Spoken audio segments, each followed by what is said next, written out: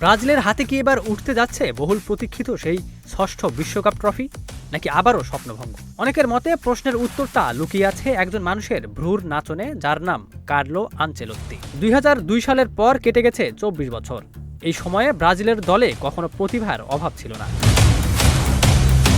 কাকা, Ronaldinho, অ্যান্ড্রিয়ানো, Robinho, Neymar, Vinicius একের পর এক তারকা এসেছেন, কিন্তু কেউই ব্রাজিলকে বিশ্বকাপের ট্রফি এনে দিতে পারেননি। এবারও সেলেসাওদের স্কোয়াডে অভিজ্ঞতা আর প্রতিভার দারুণ সমন্বয়। নেইমারের প্রত্যাবর্তন, ভিনিসিউসের দুর্দান্ত ফর্ম, সব মিলিয়ে স্বপ্ন দেখছে পুরো ব্রাজিলের সমর্থক গোষ্ঠী। তবে সবচেয়ে বড় পরিবর্তনটা এসেছে ডাগ আউটে।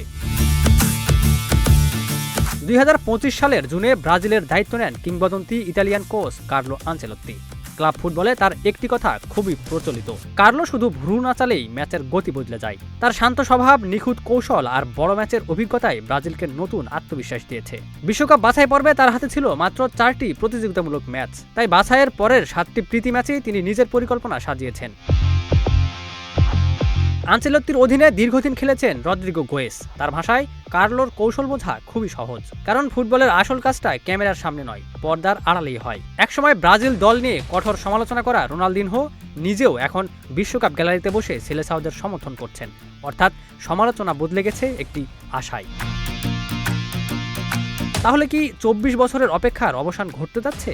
নেইমার, ভিনিসিউসদের পায়ে আর কার্লো আনচেলত্তির মাস্টারমাইন্ড প্ল্যানে কি ব্রাজিল জিতবে ইতিহাসের ষষ্ঠ বিশ্বকাপ, নাকি আবারও অপূর্ণই থেকে যাবে সেলেসাওদের সেই স্বপ্ন? উত্তর মিলবে মাঠেই। Ikramuzzaman, news flash 7-1।